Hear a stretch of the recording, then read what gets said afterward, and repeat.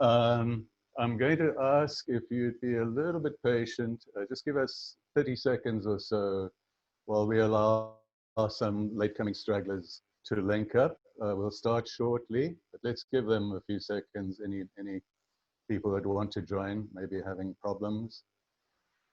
Uh, while we wait those 30 seconds or so, let me bore you with what I've been doing the last few days. I live and work in Thailand, and it's been a public holiday Monday and Tuesday here. So I tootled off to a beautiful island, Koh Chang, near the Cambodian border. Beautiful tropical island, lush tropical forests in the interior, much of it a national park, and then just a very narrow coastal strip of development, one single road with hotels and shops and restaurants and so on either side. Beautiful setting, and so every day I'd rent my little motorbike and off I'd go, uh, playing Harrison Ford and looking for the lost ark, and walking around jungle, looking at waterfalls and so on. Wonderful experience, just relaxing, switching off. Uh, Hardly any foreigners, and that of course reflects the travel restrictions due to COVID-19. But a lot of local Thai visitors, and it's great to see the local people joining in, relaxing, taking time off. So a wonderful experience. All right, that's enough sales talk, marketing Thailand. Let's get on with the webinar. So again, welcome everybody. Wonderful to have you on board. I must tell you that we have record registration for this webinar. 402 people have registered to participate in this webinar, which for us is a bit of a record. It sets the benchmark quite high for us to try and reach in future webinars. But it's people from all across the world. So, you know, the bulk of the participants are from Asia Pacific, which is great because that's our primary audience. Strong participation from Europe, including WHO, some WHO people. Good representation from Africa, and then a scattering of people from the Americas, as you'd expect, because of time zone differences. But we've got diehards like Mike McDonald from the USA, plus a bunch of others, and then surprising good number of people from South America as well. So 402 people have registered. We don't know how many will actually participate, but probably around about 350 people are listening in as we speak right now. So welcome aboard. Thank you for your time to join. We hope you're going to enjoy the webinar. I certainly am looking forward to listening in to our expert panelists. This is our third APMEN Tech Talk, and of course it deals with new tools to reach outdoor biting malaria vectors. APMEN, as you may or may not know, stands for the Asia Pacific Malaria Elimination Network. Has its headquarters in Singapore, and it's an organization that works very closely with APMEN. APMEN is the Asia Pacific Leaders Malaria Alliance, and the two organizations, APMEN and APMEN, support the malaria elimination objectives of the 20+ nations that are member states of the two organizations. So the APMEN Vector Control Working Group, which is hosting this particular webinar, is one of 3 working groups that undertake the on-the-ground implementation activities of APMEN.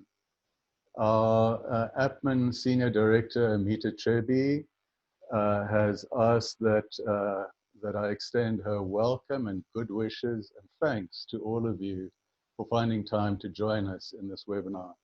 Again, sincere thank you for making time available. So the context for this webinar is that in much of Asia Pacific, malaria has been dramatically reduced from its former levels of case burdens. And that is very largely due to the success of vector control efforts. As you know, ever since it was discovered that malaria was caused by a blood parasite and transmitted by Anopheles mosquitoes, overwhelmingly malaria control has been based on vector control. That's a whole separate story in itself. Fascinating how things have shifted from early parts of last century to current strong focus on ITNs and IRS. But despite the huge success in reduction of malaria, many of these countries are now stuck in that challenging territory of residual malaria, that final fraction of remaining malaria that needs to be cleared in order to achieve the full objective of elimination. ITNs and IRS have proven to be excellent tools to reduce the vast majority of malaria cases, to at least here in the Greater Mekong sub-region and many other places in the Asia Pacific, to remaining pockets of smoldering malaria in mainly border areas, and in many cases specifically within groups of forest goers and migrant people.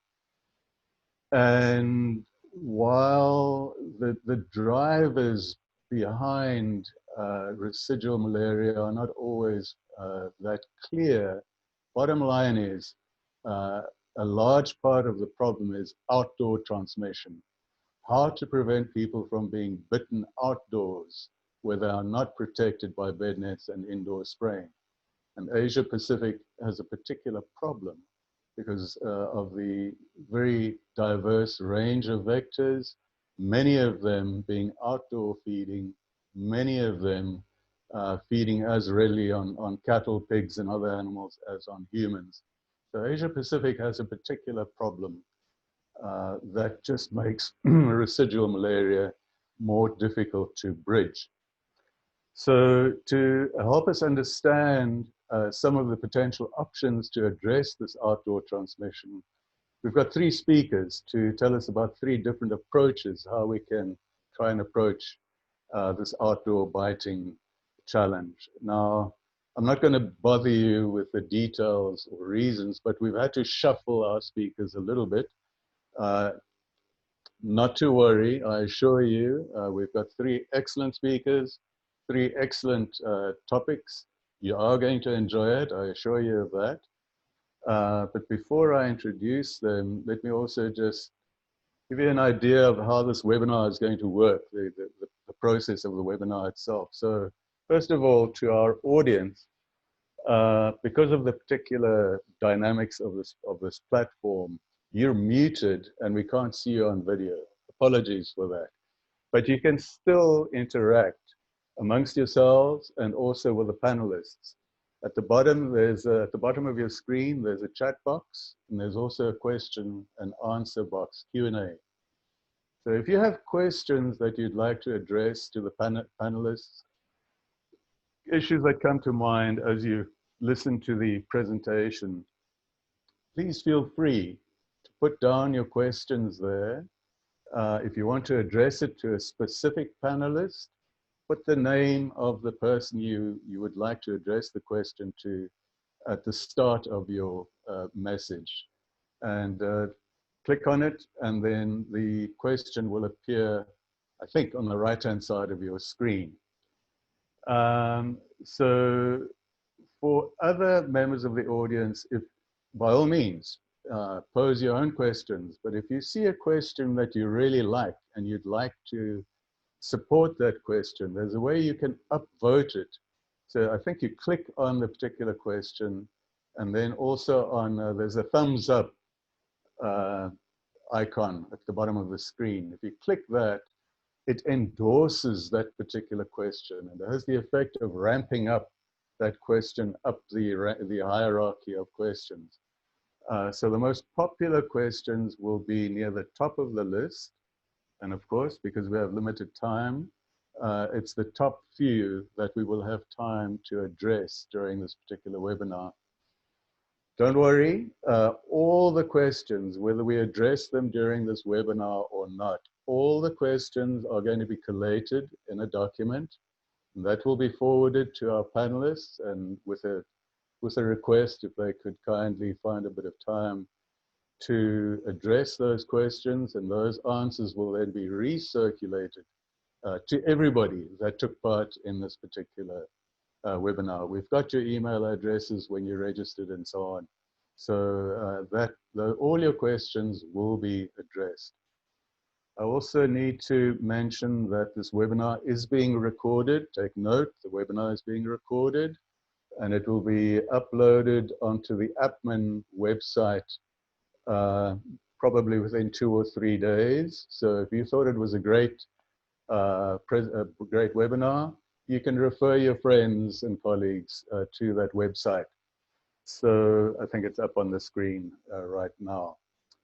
So I mentioned 3 speakers. I'm going to ask Chris if you wouldn't mind bringing our 3 speakers up on the screen so we can see them. If you've disabled the video personally, our panelists, please share your video now so we can see you. The 3 speakers are going to be Dr. Kevin Kobylinski, who's currently the principal investigator in the Department of Entomology at the Armed Forces Research Institute of Medical Sciences in Bangkok. And Kevin is going to kindly talk to us about the use of ivermectin for control of Anopheles. Then we also have Lina Finda, who is a research scientist at the Ifakara Health Institute in Tanzania.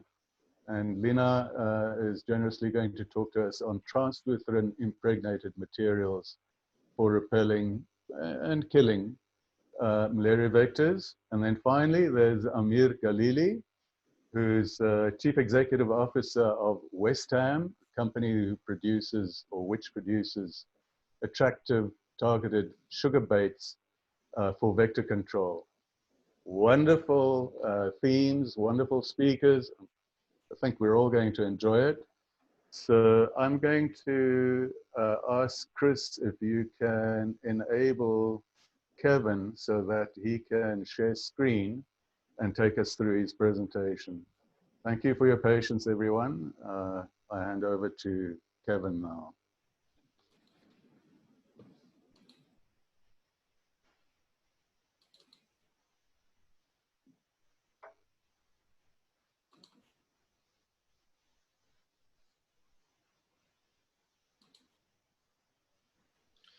Is the presentation visible?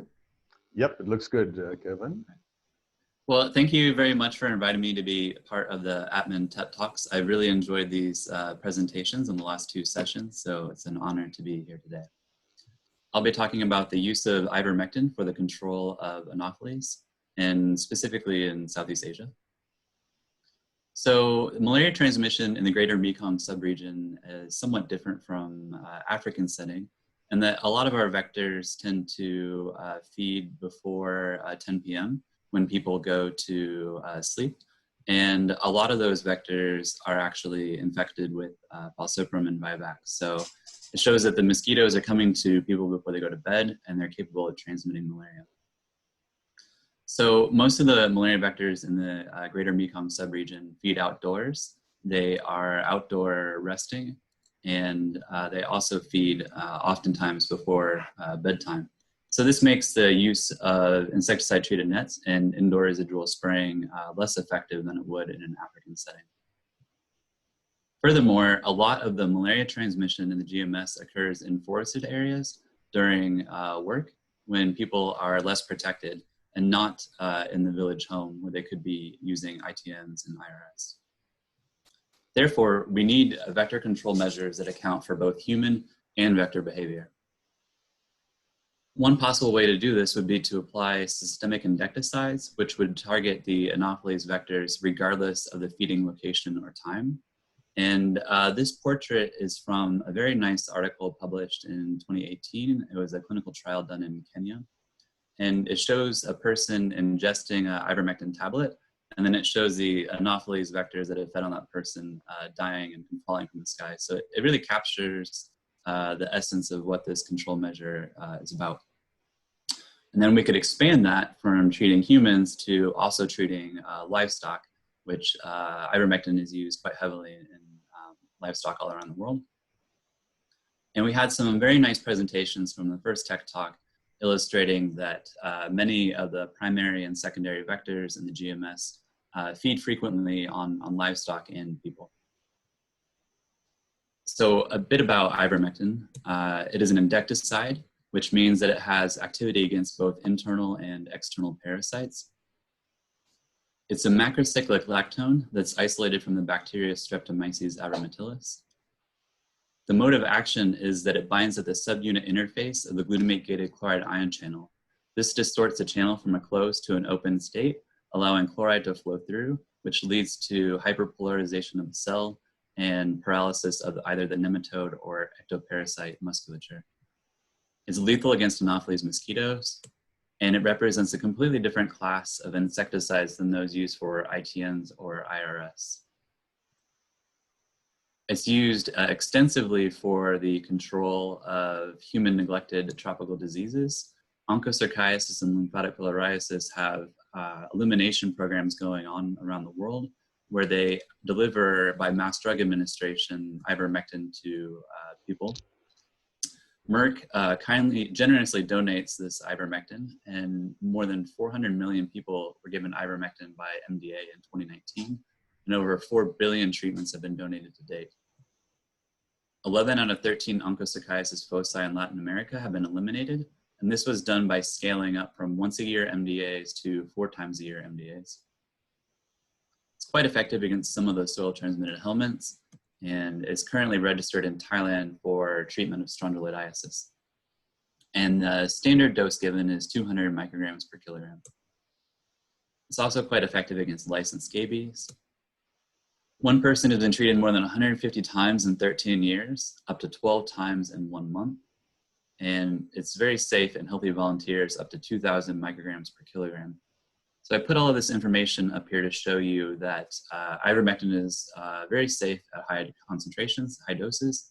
It can be given extremely frequently to people, and that mass drug administrations can be effectively coordinated at least 4 times a year. So it's quite effective against Anopheles vectors from around the world, including important vectors from Africa, the Americas, South Pacific, Asia, and right here in the greater Mekong subregion. In addition to killing the mosquito, it can also affect 4 out of 5 variables of vectorial capacity. Don't have the time to go into all of these, but happy to talk more in the future. So during my PhD, we wanted to demonstrate whether these ivermectin mass drug administrations could actually affect the survival of wild Anopheles gambiae, and if it could reduce malaria transmission. So this is my PhD advisor, Brian Foy, and our Senegalese collaborator, Masamba Sila, and showing you that we collect the mosquitoes that were blood-fed resting from the inside of the huts. This was done before and after the mass drug administrations in control and treated villages.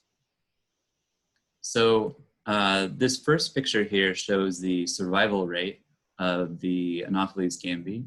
The blue line represents the survival rate of the mosquitoes from the control village, while the red line represents the survival of the Anopheles gambiae from the treated villages. And the vertical dash line represents, at 0 represents when the mass drug administration was performed. So you can see that just after MDA, there's a dramatic reduction in Anopheles gambiae survival. This lasts for about 1 week.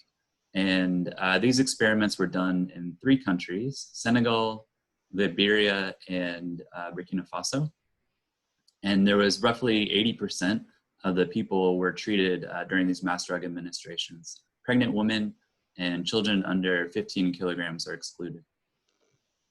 So now we've shown clearly that ivermectin mass drug administration can reduce the daily probability of survival of wild Anopheles in the field. And it also dramatically reduced the parity rate. It didn't even rebound to normal levels even after 3 weeks. So a single MDA kills mosquitoes for a week, but it actually shifts the population age structure for roughly 3 weeks.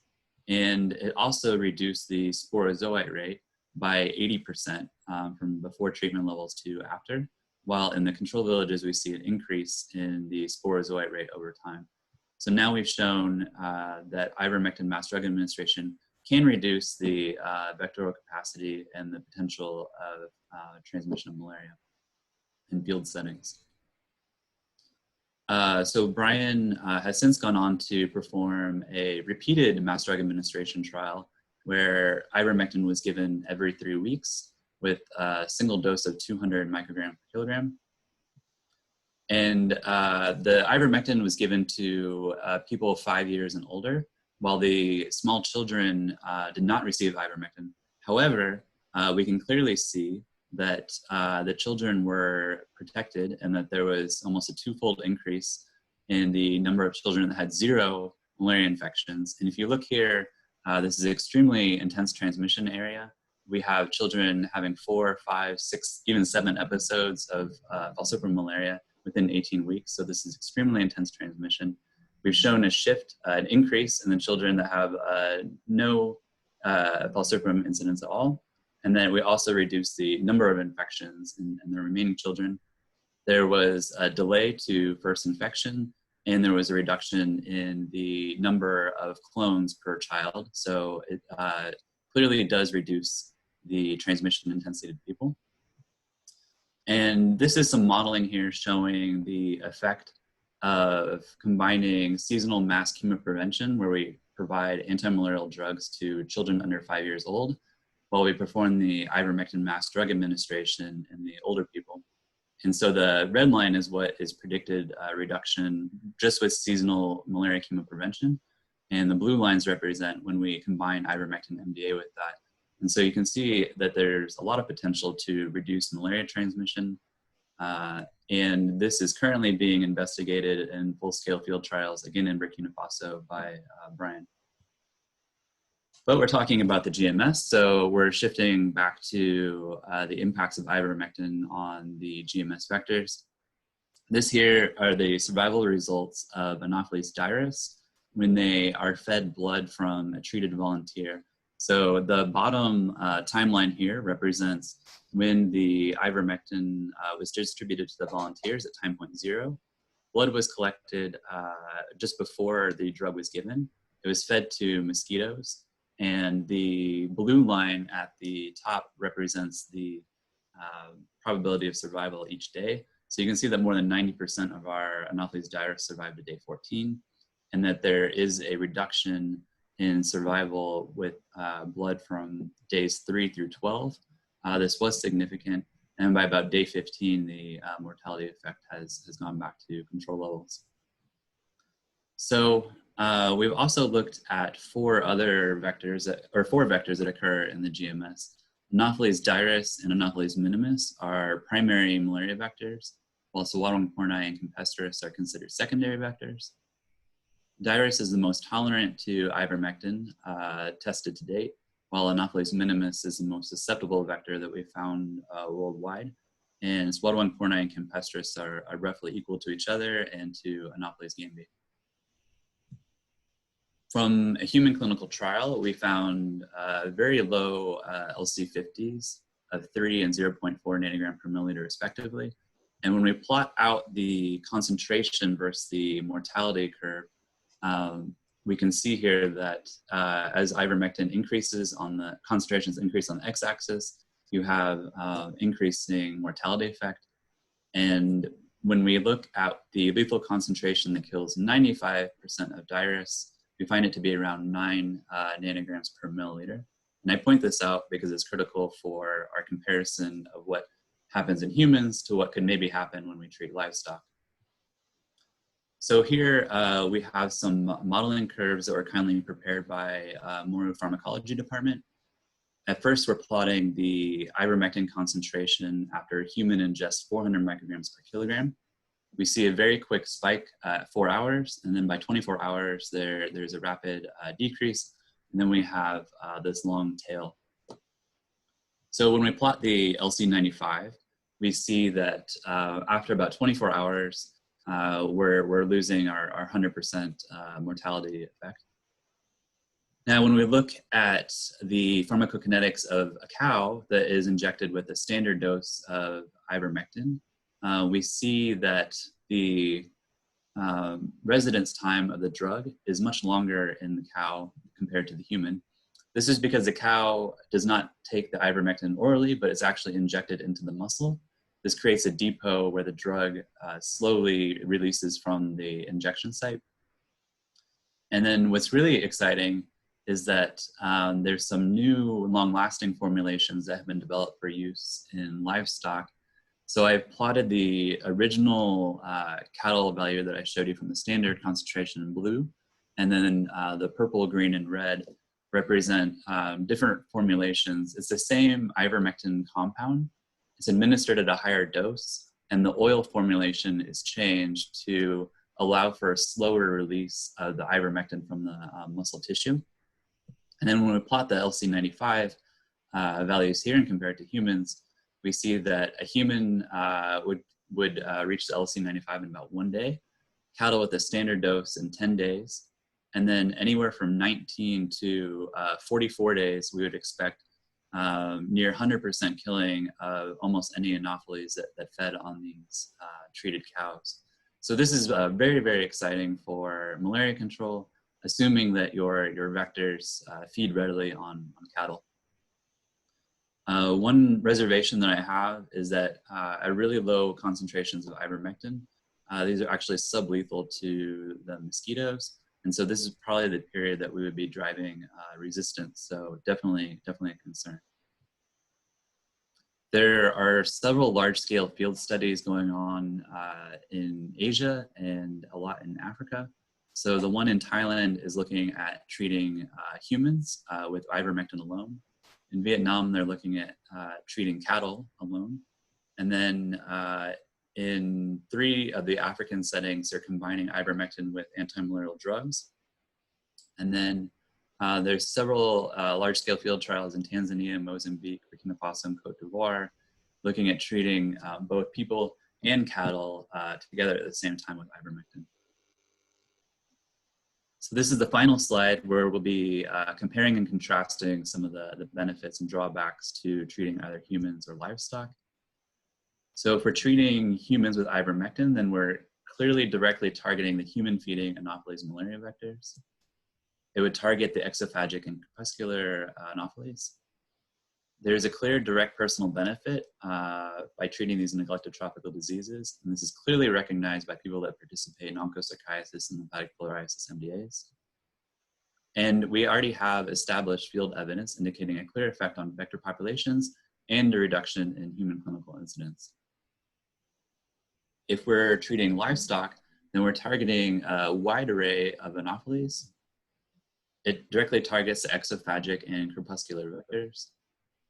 The increase in livestock weight gains and milk yields are very beneficial to the people that own the animals.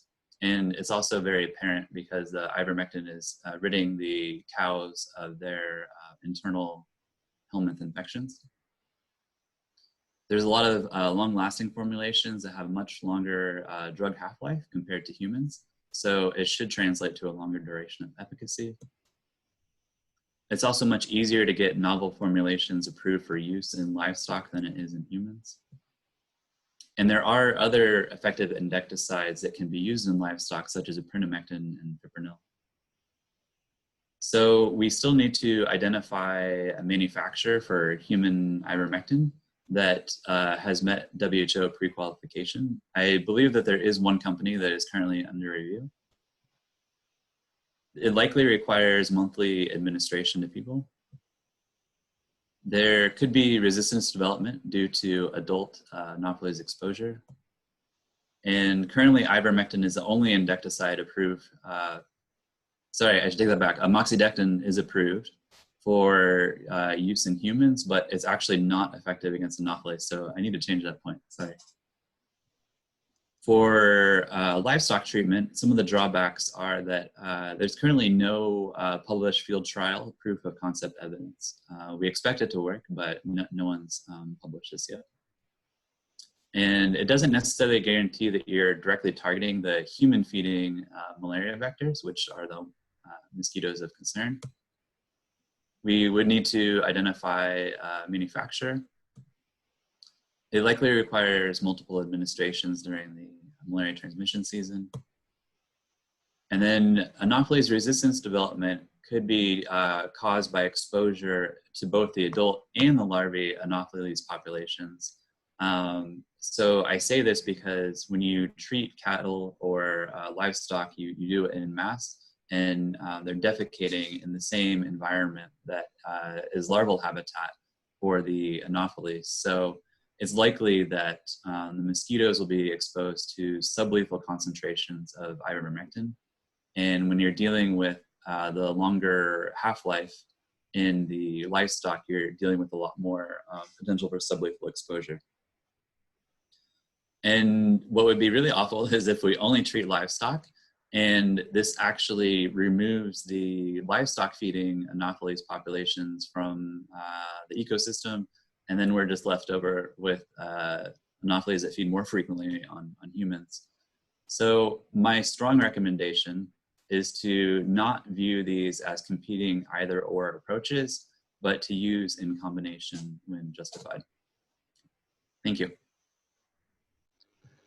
Okay, Kevin, I think everybody will agree that was a fascinating, very instructive presentation. Thank you for that. Lots of food for thought there. I really like the ivermectin endecticide potential.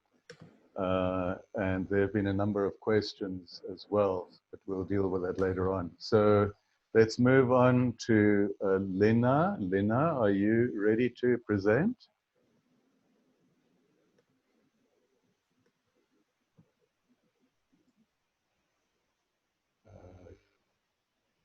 I think if you click on your share screen, Lina, you can call up your presentation.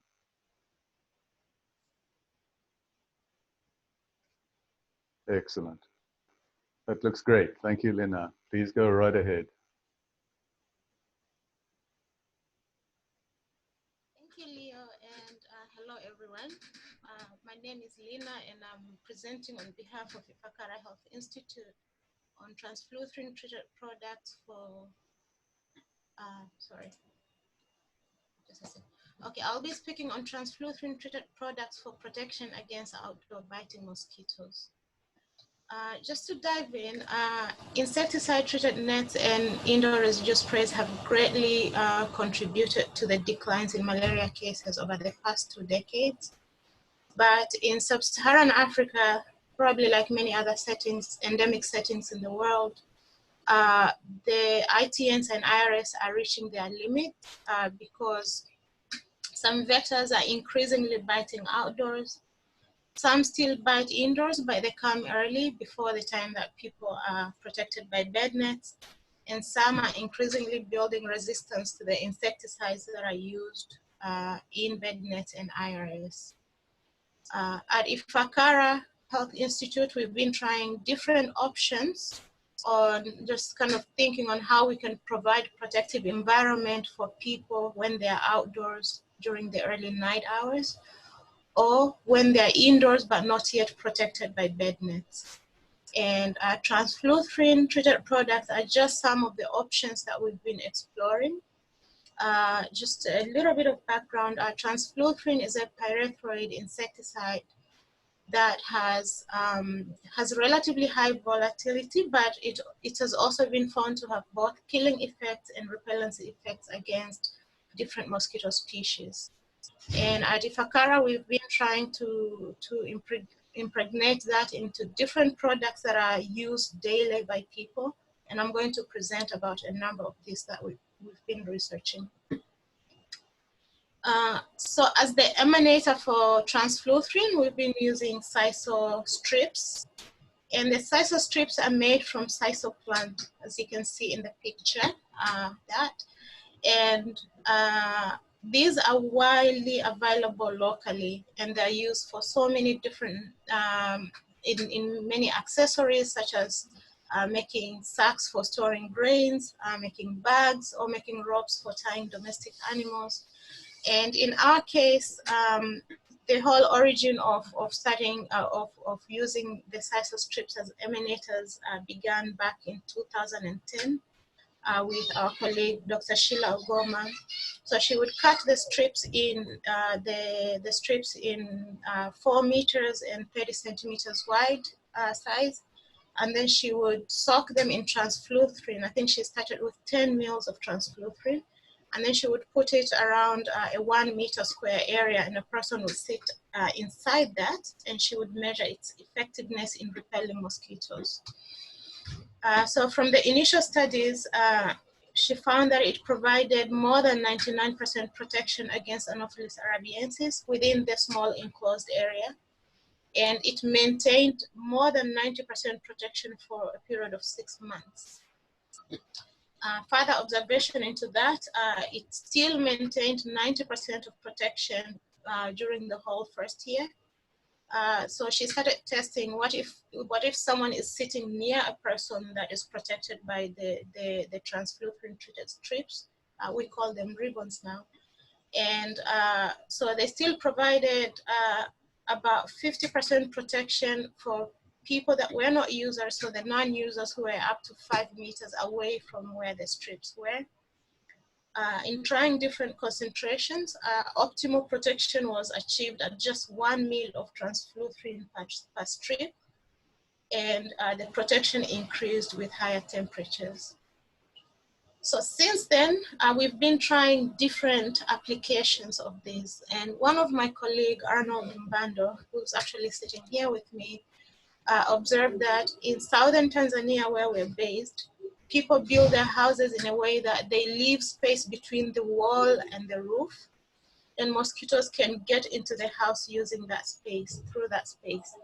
And what Arnold did was he cut the strips, the transfluthrin or the Haitian strips in sizes of 12 meters and 15 centimeters wide. And then he would put them around the house in the open eave areas. And so in this case, then they were narrow enough that they don't cover the eave space because people have their reasons for leaving them open. And then he tried different concentrations. So in this case, he even further lowered the concentration from what Dr. Sheila had before. So in terms of testing the different concentrations, he found that even the concentration as low as 2 mils of transfluthrin in 1 liter of solution, so soaking that in the 12-meter long ribbons would provide a protection of more than 99% both indoors and outdoors. And increasing concentration above that did not really have any effect on protection because you would achieve maximum protection with just 2 mils of transfluthrin. We took these ribbons to the field settings, and so the major malaria vectors in southern Tanzania are Anopheles arabiensis and Anopheles fenestus. And in the field settings, the ribbons provided 84% protection against arabiensis and 40% against Anopheles fenestus. And these were just for outdoor biting mosquitoes.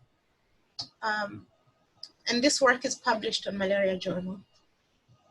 My other colleague, Emmanuel Mwanga, wanted to test whether the ribbons, for example, if you take them into the community and not all the houses can afford to have the ribbons around the houses, would the houses that do not have ribbons, the non-users, could they benefit from the houses that have? So this work was done in semi-field settings, and what he did was he had 5 hats, and then he increased coverage of ribbons. So for example, he had no ribbons at all, and then he would put maybe just 1 hat with a ribbon, and then he would monitor mosquito reductions in all the 5 houses, and then he kept increasing the coverage. And in terms of outdoor biting prevention, so the non-users, so these were the houses, the huts that did not have transfluthrin treated ribbons, the protection was observed even with as low as 20% coverage. So this was when just 1 hut had the ribbon and all the other 4 did not have. And the protection among non-users increased with increasing coverage of the ribbons. This work also is published in Malaria Journal. It was published last year. My other colleague, Kebaswai, also wanted to see how we could put these ribbons to use. And in Tanzania, especially in the southern part, we have a group of rice farmers who normally migrate to the farms during the farming season. And this is also correlated with the high malaria transmission season in the area. And they would live in the farms for up to a period of 6 months. And normally they live in these makeshift huts or houses that really no mosquito control tool can work in this. And what Keba did was he tried as much as he could, depending on the structure of the makeshift hut, he tried to put around the ribbons, the transfluthrin treated ribbons around the hut as much as he could, and then he would monitor the mosquito densities. And then in this, in terms of indoor biting prevention, there was a relatively high protection against, of course, the major malaria vectors, as well as other mosquito species that are common in the area. In terms of outdoor prevention, protection was observed, significant protection at least was observed among the major malaria vectors. As for the other mosquitoes outdoors, no significant protection was observed. And then we also assessed, so we proved that they work, but we wanted to know whether people would be willing to use them. And we surveyed 200 community members in the same endemic settings, and 90% were willing to use and buy them. And of those, 93% were willing to pay between $2 and $4. And this is only about 1/3 of the current cost of making one ribbon at the moment. It costs about $7. Again, this work is published on Malaria Journal. My other colleague, Kaliga Masalu, has been experimenting on transfluthrin treated decorations. So he has two types of decorations. One, he calls it a basket decoration. So it is made with wire, and then he has a transfluthrin treated sisal or Haitian strip inside. And this can really be put anywhere, on top of the table, under the table, next to a chair. And then he also has wall decorations that can also really be put anywhere, indoors or outdoors. But in his case, Paliga was targeting people that spend time, like they spend time outdoors, for example, in bars or kiosks where people tend to go and watch football games or news. So he wanted to provide protection in those places that are often either outdoors or like semi-indoors. Like you would be inside, but there wouldn't be any protection against mosquitoes. And in both types of decorations, they provided more than 80% protection against Anopheles arabiensis, and they provided above 60% protection against Culex species. And this work is published on Parasites and Vectors. Paliga, the same guy, has also been working on transfluthrin treated chairs.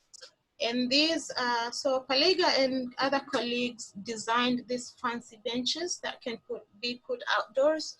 And what he did was he put transfluthrin treated strips underneath the chair, as you can see on picture C. And he put it underneath the chair in a way that it couldn't have any contact with a person sitting on a chair. And then he put the chairs in different locations outdoors, and then he monitored whether they would prevent or they would reduce mosquito bites outdoors. So in terms of Anopheles arabiensis, it provided more than 70% protection. And of course, more protection was observed when two chairs were put together than one chair, and above 50% protection against Culex species. This work was also published earlier this year on Malaria Journal. We have also been doing a lot of studies or research on transfluthrin treated footwear. And the concept is really the same. So we make the sandals with either leather or plastic. And then what we do is we treat the Haitian strips with transfluthrin and then we put it on top of the sandals so that it doesn't have any contact with skin. And then we test the efficacy of this. And so we've done both semi-field and field testings. And in the semi-field, it's been found to provide more than 80% protection against malaria vectors and about 45% protection against Aedes aegypti. And in the field settings, we only caught Anopheles arabiensis in this case, and it provided 68% protection and 65 and 79% protection against Culex and Mansonia species. We also assessed whether people were willing to wear these shoes. And out of, again, 200 community members that we surveyed, 99% say they would not, they were willing to wear, they loved the sandals. And in terms of willingness to pay, about 93% say they would pay between $2 and $9. Only 7% say they wanted them for free. This work was also published earlier this year on Malaria Journal. So just in conclusion, those are the transfluthrin treated products that we've been trying to research at the Institute. And we try to target products that people use on a daily basis, making sure that, yes, they provide protection, but they're also safe on people. They've been shown to be effective against both indoors and outdoor biting mosquitoes. They are relatively low cost and scalable, and people love them, and they provide protection to both users and non-users. So we were thinking about how this can translate to our Asian neighbors or friends, and some that could work in that settings, and this is all up for discussion, is the transfluthrin treated ribbons. These can really be used anywhere, and its application is limitless. They do not have to be used just in the eave space. You see our colleague Keba tried to put them around the whole hut, in the makeshift huts among the migratory farmers. My colleague Paliga also tried to put them around these outdoor structures that people use for cooking as kitchens also in this setting. They've also been shown to provide relatively high protection. Everyone sits on chairs, so a chair is also a really good product to put the repellents on. The decorations can also be used anywhere. People wear sandals. And we also have these boots that can be worn. And in this case, we had designed them for night guards or people who work at night. But this can also be used. The application is, again, also limitless. We also acknowledge that the spatial repellents alone are not enough to provide, to achieve elimination or to provide full-time protection against malaria. So this has to be done in addition to effective case management, such as affordable and reliable testing, diagnosis and treatment, as well as effective public engagement. And that's it. Thank you. Lina, excellent, wonderful presentation. I think you and the other colleagues that you spoke about and showed their results deserve a strong clap of hands. It's not only highly relevant practical work that demonstrates high levels of efficacy, but you also published the results pretty quickly after the findings became available. So very impressive, well done, good job. I think there are a lot of people here in Asia Pacific that are looking with strong interest in the results you and Kevin have shown. I love these transfluthrin possibilities, especially for our forest-going communities, which are reluctant to carry with them into the forests where they spend entire nights. They don't like carrying bed nets there. It restricts the flow of air. So those transfluthrin strips, if they're as highly effective as the results seem to indicate in Africa, are definitely worth investigating. And then, of course, the treated sandals. I mean, many people apply topical repellents on arms and necks and faces. But, you know, the malaria many of the malaria vectors have a strong preference for ankles and feet. So those impregnated sandals are definitely worth investigating as well. Thank you, Lina. Wonderful presentation. Let's move on to Amir. Amir, if you wouldn't mind enlightening us, show us some of your work on the ATSBs, please. Thank you.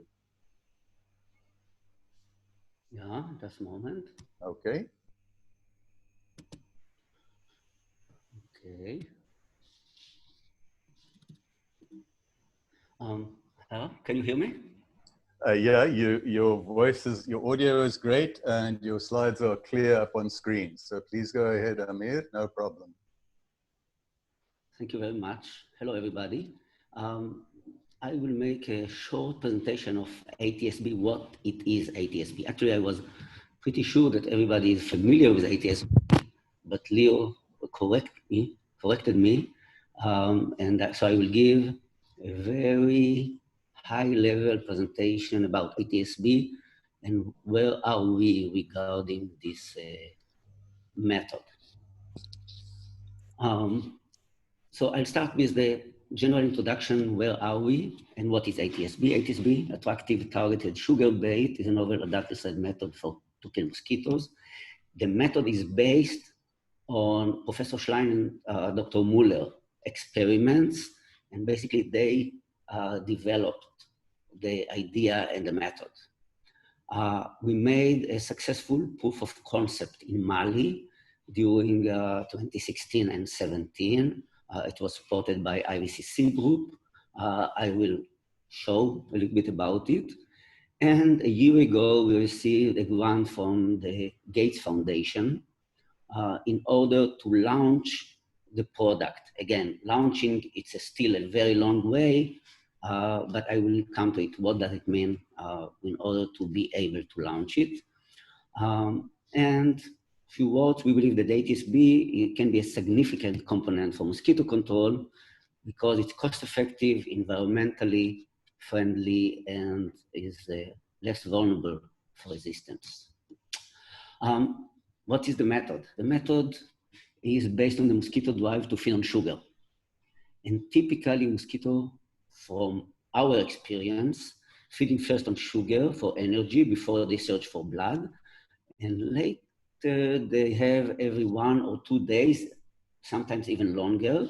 Sometimes they might live even without sugar. However, if they've been suggested sugar, they will pick it happily. The bait component is very simple by the name of the ATSB. We have an attractant. Currently, we are speaking about natural. Down the road, it might be something more sophisticated. The toxin, it's a gut toxin. We started with dimethyl by Mitsui, but we do expect to have at least 3 active ingredients in order to be able to rotate to support our fight of resistance. Sugars, all type of sugars, and a combination probably will be better. Bait stab is basically everything that is not attractant, toxin, or sugar. It can be slow release, structural defined preservatives. It's also very important to say this is a new method, and although we worked on it for quite a few years, but there's still a lot of things that we don't know and probably nobody knows, and it can be searched from now till the, I don't know, the eternity. The main advantages of the ATSB, because it's effective from our experience, it's very easy to apply. We are not spreading any insecticides to the environment. We are using various of that toxin, as I said, to resistance control, and it's cost effective. Here is a product that one of the products. Later on, I will show you a few more. This is a bait station. Very important of the bait station is two-dimensional bait station. So it's easily can be hung on the wall from in or out without making, it's not a space. It's not required any space. The bait is covered by black permeable protective membrane. The membrane protected from dust, rain, animals, and the bait is also accessible to non-targets and children, and which is extremely important because we had a lot of experiments with pollinators, means mainly bees, to show that they are for sure are not interested, and also they cannot reach the bait itself. This is also extremely important because all the regulatory authorities less mind about killing mosquito, much more mind about not killing bees. That's very important. The extended product lifetime is 6 months, and as I mentioned, it's quite bait stations should cost the production between 70 cents to $1, the production cost. We deployed in Africa 2 per structure. Maybe some locations will require 3 bait station per structure, and we are hanging it on 180 centimeters above the ground, above the children capacity, and no problem for the Anopheles to reach. May I show you another type? This is, we call it Jennifer. This is for nuisance control. This is basically pretty much the same, but it's two-sided. As you can see, it's two-sided. And it's, again, it has a post. And that's how simple it is to put it and take it away, okay, on the post. We're aiming this one mainly for Aedes. It's much lower, and it also shows also a good effect on the Aedes.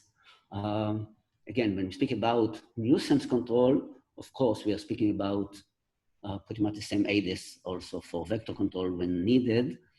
We made most of our tests with Albopictus, a little bit also with Juptai.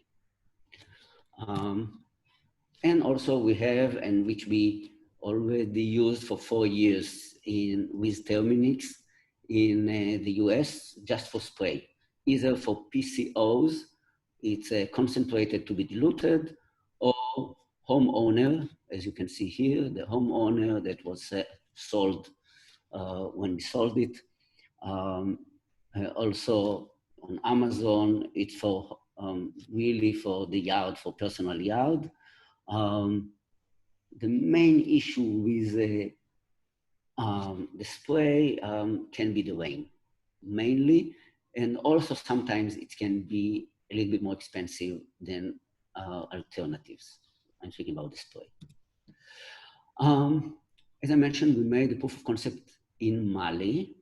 It was supported by IVCC. It's demonstrated the deployment of ATSB, okay, decreased the overall mosquito population. It's very much depend on which time of the year, okay, what is the influx of the mosquitoes all the time. Most of the time it was over 80% of the mosquitoes reducing. More interesting is the reduction of the old female mosquitoes, because those are that basically transmitting the malaria, and old female mosquitoes have a major reduction, major reduction, because we had few times to catch them and kill them. Those results and the study can be found and already published in the Malaria journal. Okay, so it can be found. Out of this experiment, of course, we check the number of female mosquitoes, all mosquitoes, EIR, and sporocyte weight.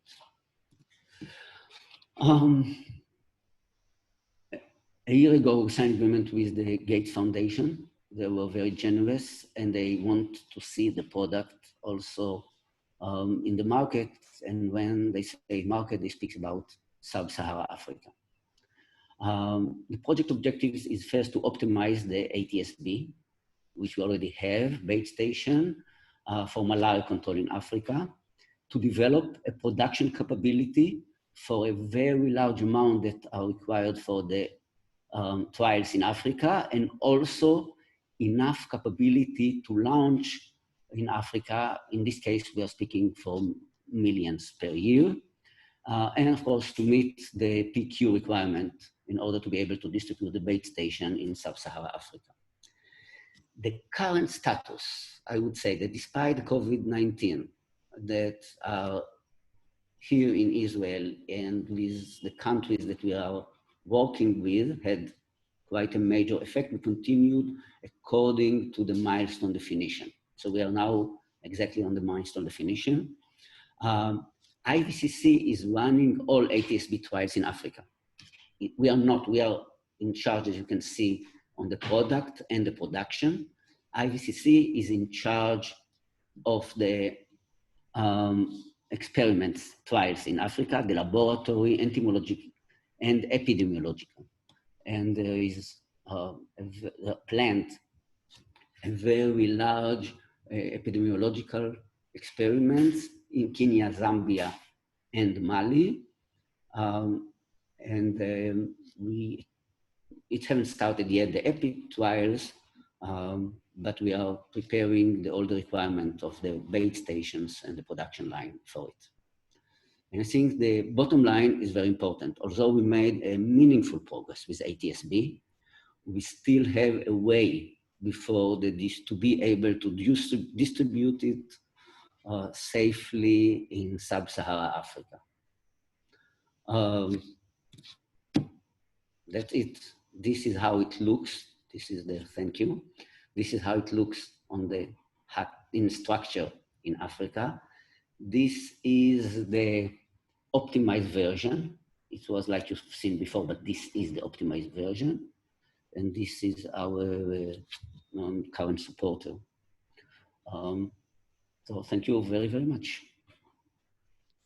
No, thank you, Amir. Again, a very exciting, practical product that fits with the biology of the species requiring sugar.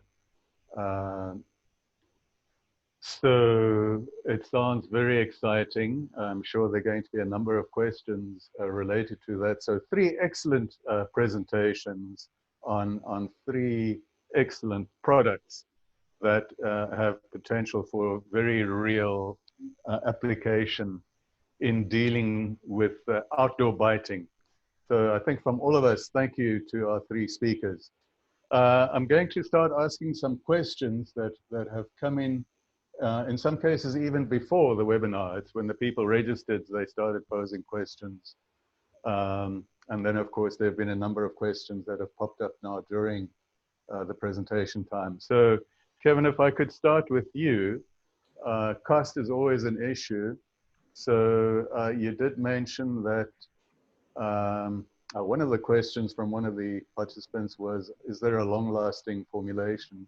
And you did mention, yes, there is a long-lasting formulation that gives impact of almost 100% mortality from 19 to 44 days post-feeding. So for that kind of product, where presumably you'd need to apply once a month, what is the kind of cost involved per cow? Sorry, I'm talking about cattle-administered ivermectin now. I think you were mentioning at some point in private discussion something like it's less than $1 per treatment per cow. Is that correct? Yeah, you probably want to discuss that question with the company more than me. But yeah, I believe it'd be less than $1 per cow for long-lasting formulations. Yeah. And to expand on that, sorry, just to dwell a moment, to achieve area effect, you know, I know in Myanmar and in Cambodia, a lot of the rural villages, many of the household, every third, fourth household has some cattle, 2 or 3 cattle at the household, that are stabled at night or kept at night underneath the house. So in theory, you can treat 3 or 4 cattle for every third or fourth household. But to achieve an area effect, community level effect, you know, I'm sorry, I'm asking you, how long is a piece of string? I'm trying to establish how many cattle would you need to treat, and that's very difficult to answer, presumably as many as possible. And again, I'm coming to the cost factor. Do you want to try and discuss that briefly? Just your gut feel about how many cattle, how frequently, to achieve a village level community effect. Well, typically when you treat cattle with ivermectin, you're not just treating 1 or 2 at a time. You're rolling into a village and trying to treat as many cattle as possible. And that's the strategy used just for ivermectin use for cattle benefit. So I would assume that we could translate that to cattle treatment for malaria control. As far as I know, there's no modelers that are actively looking at this question, so I couldn't give you a very good response. But I'd be more than happy to try with you if you want to treat as many cattle as possible. All right.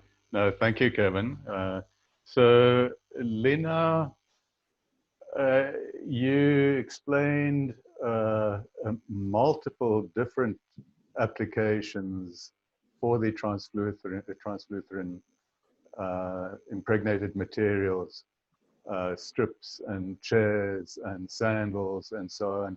Are any of these kind of registered and commercially available, or are they still in the, it sounds like they're still in the experimental phase? They show great promise, but there's still a way to go before one can actually scale it up and roll it out.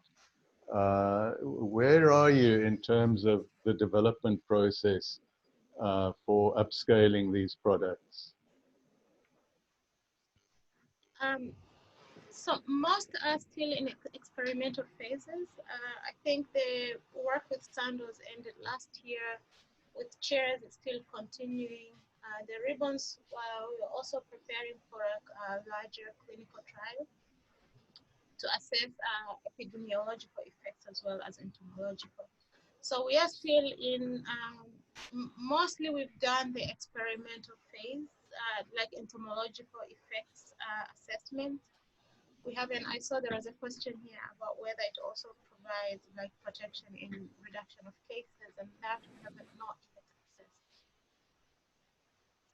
So the products, I think for now they are not available commercially yet.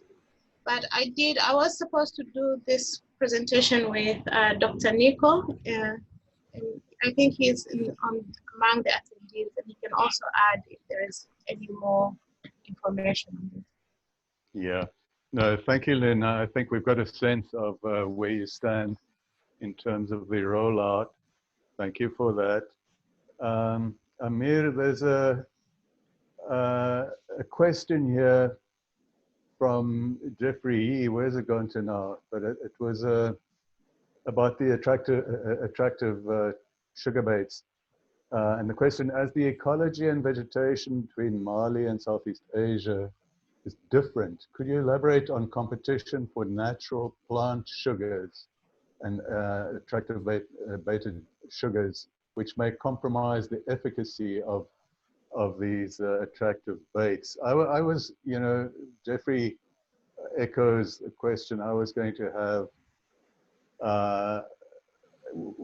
and I think you mentioned it peripherally. So you say attractive baits. So, you know, if you have 100 mosquitoes flying around a particular area, what percentage of mosquitoes are actually reaching the bait? How attractive are they? have those kinds of experiments been done? You know, what proportion of the population are you reaching? And then specifically this question of Jeffrey about the competition offered by naturally available sugars in decomposing fruit and flowers and so on. Do you have any speculation or direct answers to those questions? Yes, it was actually we were looking at it from the beginning. We also tested it in some gardens in Israel, I'll take tropical gardens in Israel in order to look at it. It was also done the difference between sugar-rich environment and sugar-poor environment, how it looks like. There is an effect with sugar-rich environment. However, we found out that it's possible to reduce the population also in a sugar-rich environment. Of course, the usual African village, again, in Mali, in some others it might be different, there is less competition, but also when there is a competition, and especially because the mosquitoes are going to the hat, I'm speaking about the Anopheles, they are going after those people, it's possible to basically to target them. But as I mentioned, there is an effect.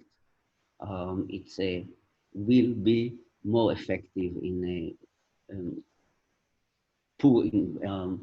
sugar poor environment, but it's still okay from our experience also in a sugar-rich environment. Okay, thank you, Amir. So Kevin, back to you. There have been some questions asked about environmental impact of ivermectin. So there was a question about birds coming to pick at, say, dung beetles. Do you want to say anything about the secondary effects of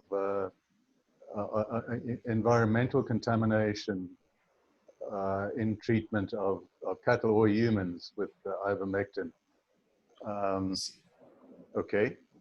So in a human setting, secondary impact should be fairly limited because people should be using latrines when possible. And if they're not, then we need to also roll out wash campaigns along with ivermectin MDAs. For cattle or livestock in general, you definitely have a lot more biomass being deposited into the environment that could definitely have secondary issues. And there was quite a bit of concern initially about the beetles and flies that process livestock dung when ivermectin was first being developed. But that seems to have largely kind of gone to the wayside. And I don't know if it's because there are beetle species that are more tolerant that have just replaced those that were more sensitive in that setting. I'm not really sure as to why that's less of a concern. But it's definitely something that should be monitored because we have insecticide that is potentially leaching into waterways and affecting the environment. So it's definitely important to monitor. Yeah, thank you, Kevin. Lina, there is a question here regarding the incorporation of transfluthrin into hammocks. And it definitely has relevance to our forest-going communities, which spend nights in forested environments.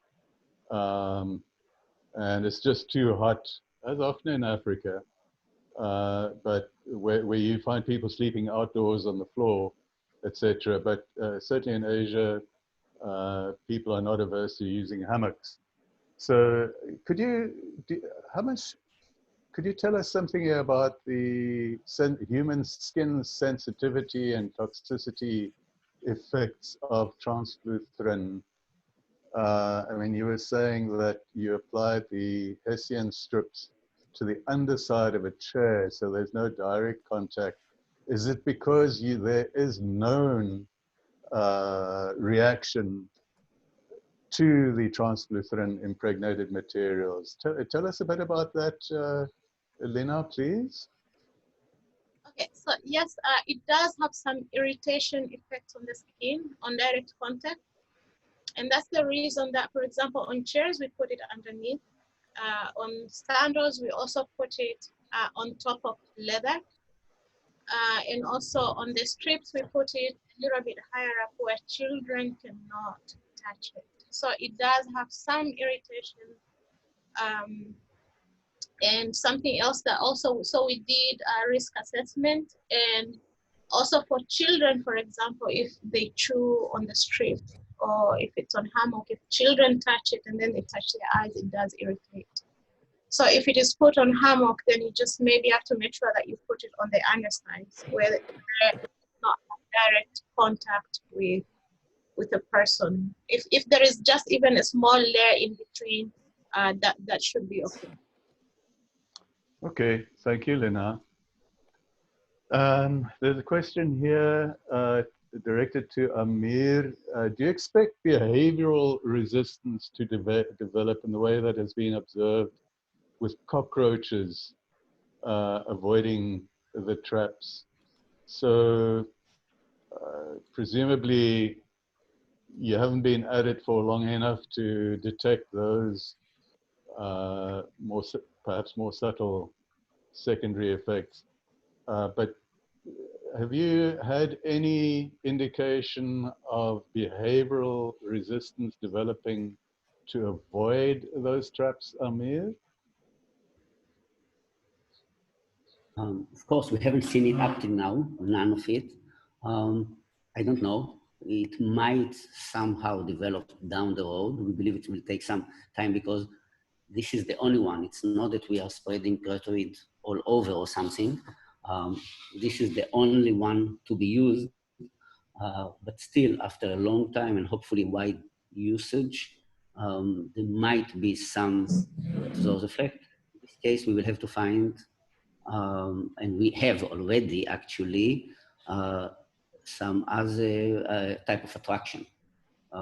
Assuming we are speaking about the attraction, if there's going to be something else, we will have to see what it's going to be. But I'm sure that we have quite a lot of years before we will. Yeah. Okay. Amir, while I've got you, let me ask you this question, which I might be particularly sensitive to, but I think a lot of other people would be interested. You said that you spoke about honeybees and the high sensitivity amongst general public and society concern about potential non-target insects and other organisms being affected by these toxic baits. How do you prevent honeybees, for example, that would be strongly attracted to a sugary substance?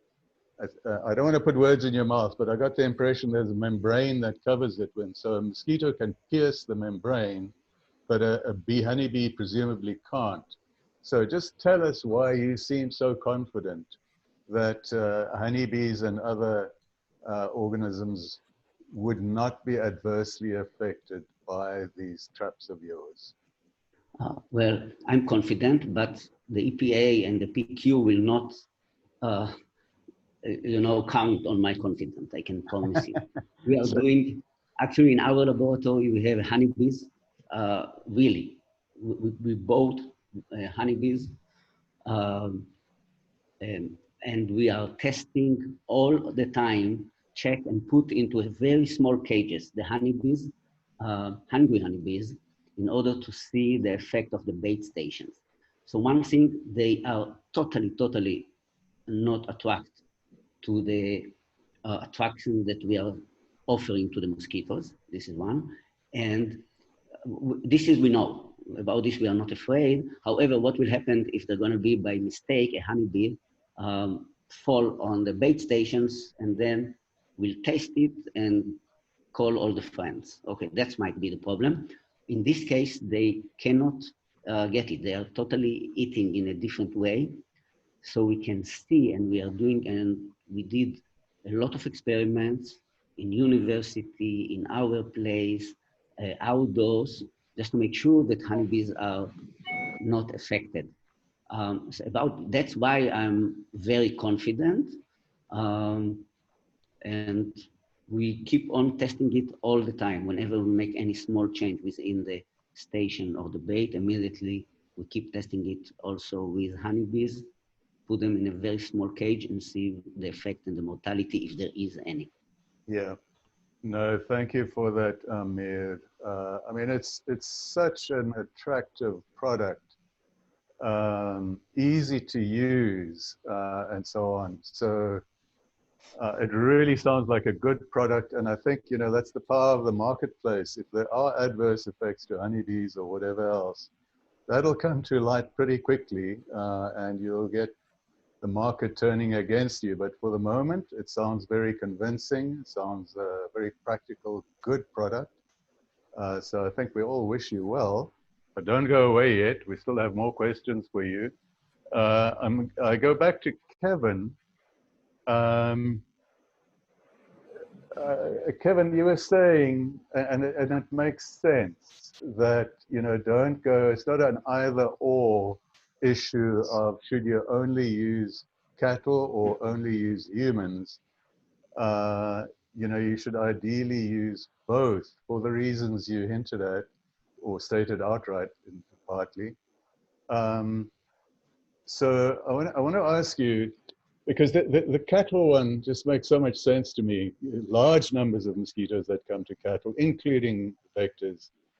You can administer the ivermectin frequently, and, you know, it brings benefits to the cattle owner because it has, you know, secondary effects on other parasites, internal and external, ticks and worms, etc.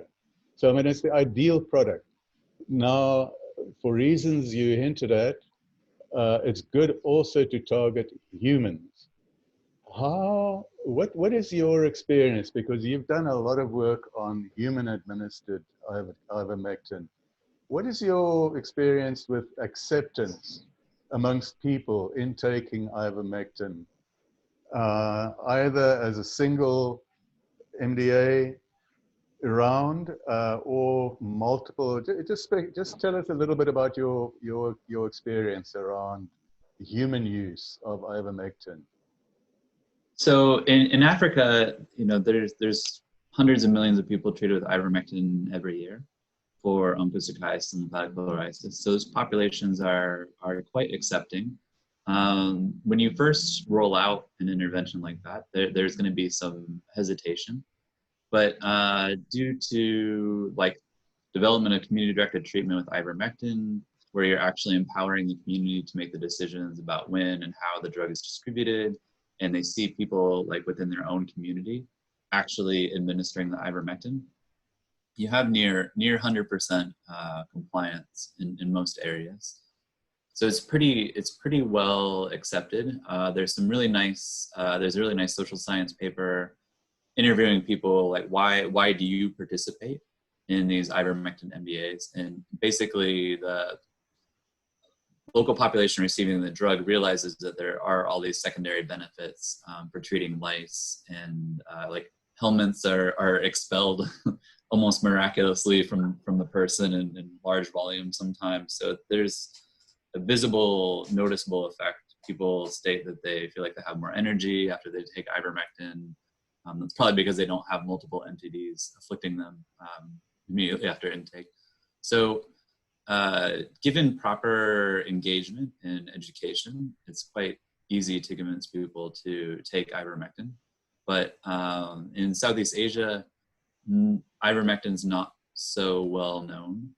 So there could be some hesitancy in your community. So it definitely would take more engagement in this region to convince people to participate. Yeah. All right. Thank you, Kevin. So moving on to Lina again. Lina, there's a question here. Are Hessian or sisal strips the most effective carrier materials for infusing the transfluthrin pyrethroid? Have you tested other products as a carrier material for the Hessian, for the transfluthrin? Can you say anything about that for us, Lina?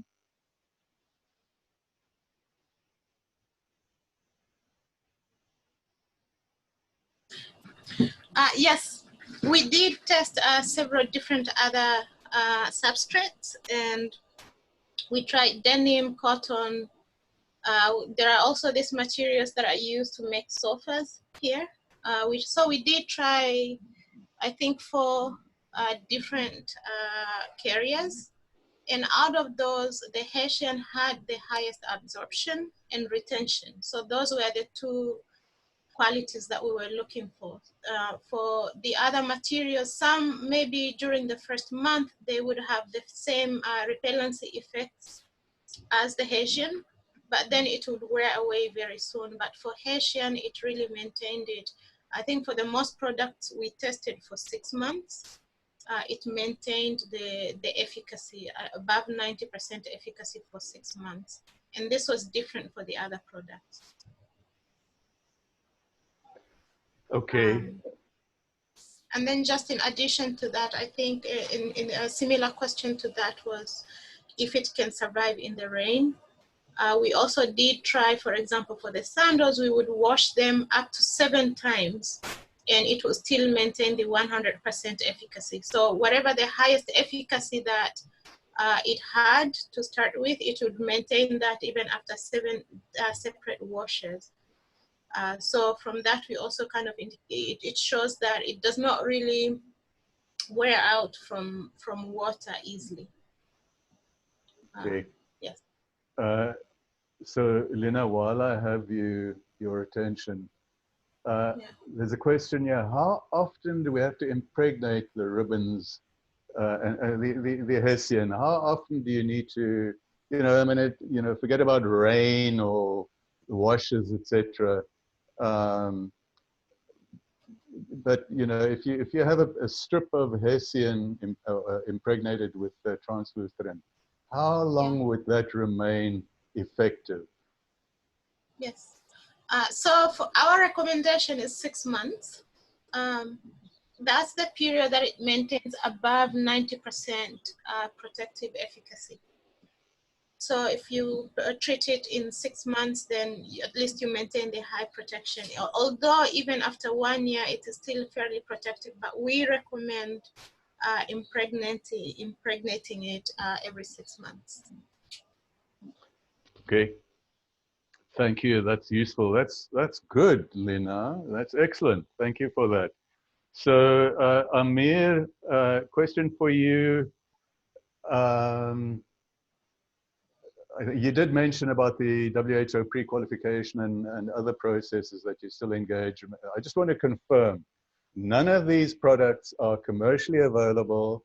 If one were to want to, I can see some people, researchers and so on in Asia Pacific, possibly wanting to run experimental trials to try it out, for example, for Aedes control in dengue areas, because dengue is a big problem in mainland Asia and other areas.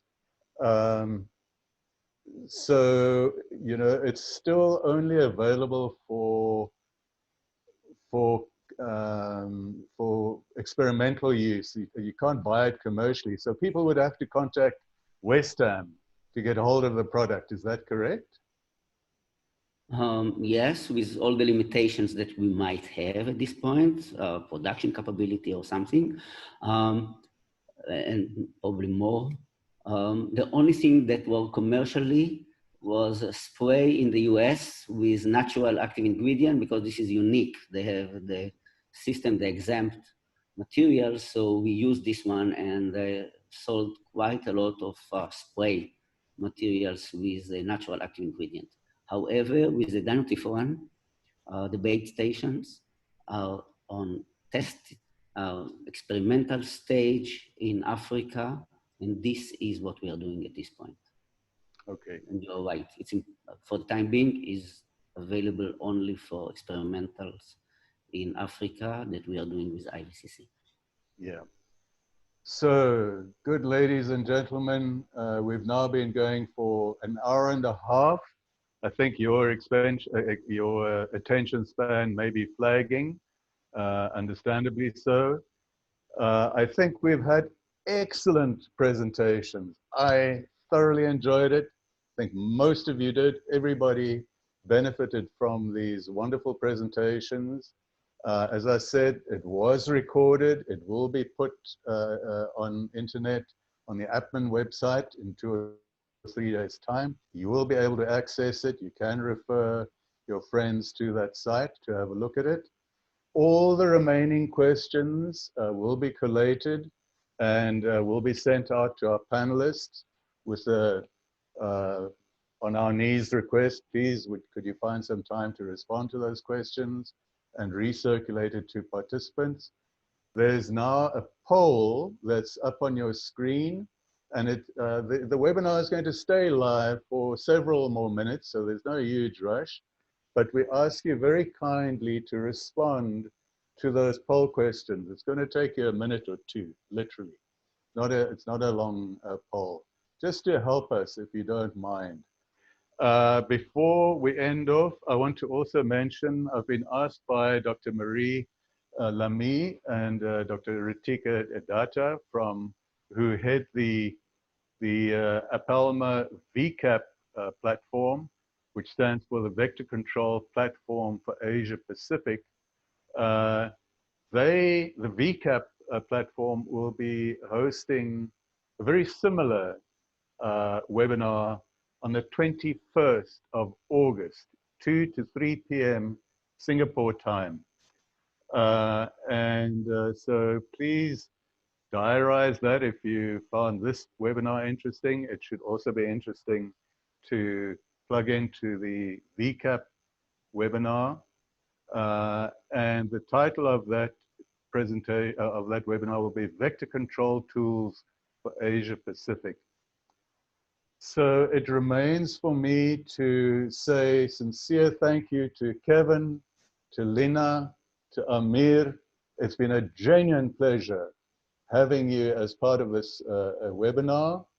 We've all enjoyed thoroughly listening and learning from you. We thank you sincerely for your time and the effort you put into preparing excellent presentations. Sincere thank you. And to our audience, you've been a wonderful audience. You posed great questions.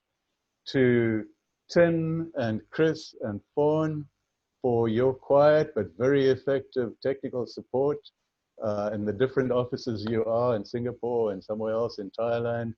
Thank you for your very effective support. To one and all, thank you very much. Have a great day. It's been a great webinar. Thank you so much.